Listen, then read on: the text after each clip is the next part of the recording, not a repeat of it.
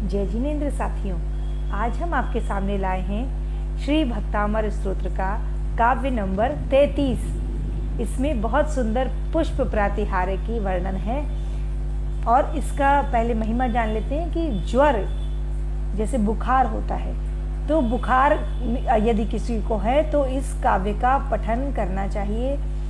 अगर तुरंत हुआ है तो आप इस काव्य का पठन लगातार करें और इसका पानी फूंक कर दें, या अगर जीर्ण शीर्ण बहुत पुराना बुखार भी है तो भी इस काव्य का पठन करके फूंक करके पानी देने से बहुत जल्दी उसमें आराम मिलता है और हमेशा हमेशा के लिए वो ठीक होता है। आइए सीखते हैं। मंदार सुंदर नमेरु सुपारिजात संतान कादि कुसुमोत्कर वृष्टिरुद्धा गंधोद बिंदु शुभ मंद मरुत्प्रपाता दिव्या दिवः पतति ते वचसां ततिर्वा। एक बार फिर से सीखते हैं।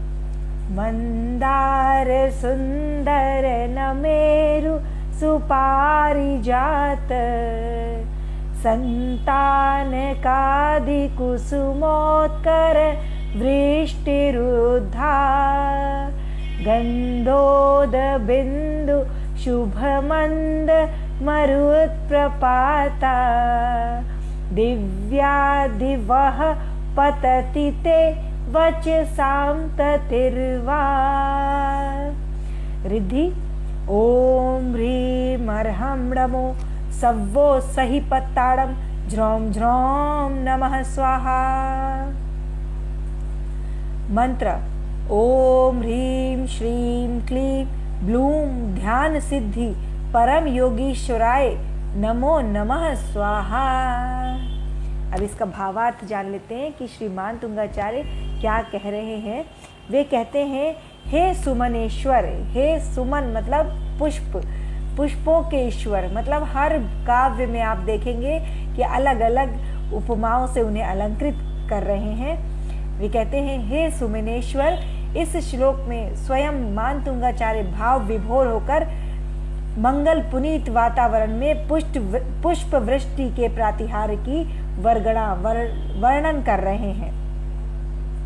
वो कहते हैं, कितना अलौकिक और धन्य होगा वो दृश्य, कितना अलौकिक और धन्य होगा वो दृश्य जब श्री सर्वज्ञ देव मतलब जिनेन्द्र देव जो सभी कुछ जानते हैं, उनके सिर्फ मुख से ही नहीं, उनके रोम रोम से, उनके शरीर के एक एक कण कण से निरक्षरी ध्वनि निकल रही है और वो सभी जीवों को सुख प्रदान कर रही है।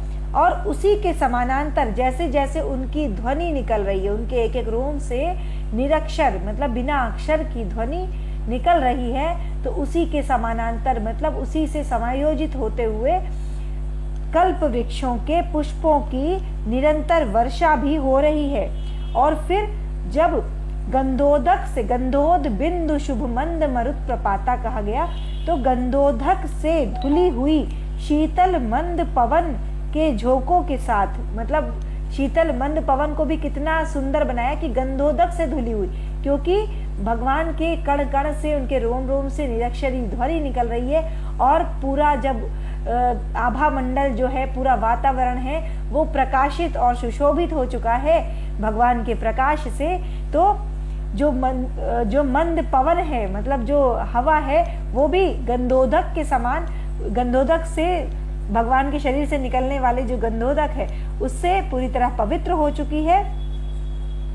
उसके झोंकों के साथ वे मंदार वृक्ष होता है, सुंदर भी एक वृक्ष होता है, इसमें सभी की वर्णन है। मंदार सुंदर नमेरु पारिजात, संतानक भी एक वृक्ष का नाम है।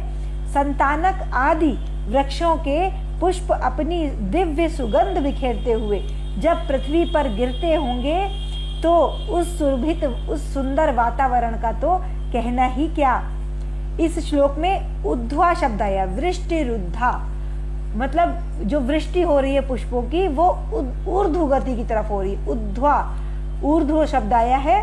तो इसको कहा जाता है कि जो भी फूल, हमें ज्ञात है कि समो शरण में जो भी पुष्प गिरते हैं वे हमेशा ऊर्ध्व गति की ओर गिरते हैं, मतलब उनका जो मुख होता है वे ऊपर की ओर ही रहता है, वे कभी नीचे की, क्योंकि प्रभु के चरणों में जो गिर रहे हैं तो वे हमेशा ऊर्ध्व गति की ओर ही जाएंगे, तो उनका पुष्पों का मुख भी ऊर्ध्व गति की ओर रहता है और एक एक करके बहुत सुंदर तरीके से वो पुष्प लाइन से गिरते, पतति ते वचसांत तिर्वा, लाइन से वो एक एक पुष्प गिरते रहते हैं लगातार। तो उसी प्रकार जिस प्रकार वे पुष्प ऊर्ध्वमुखी होकर के गिरते हैं, उसी प्रकार आपकी शरण में आया हुआ पतित भी, आपकी शरण में आया हुआ मुझ जैसा पतित भी एक दिन पावन हो जाएगा। इन्हीं भावों के साथ जय जिनेंद्र।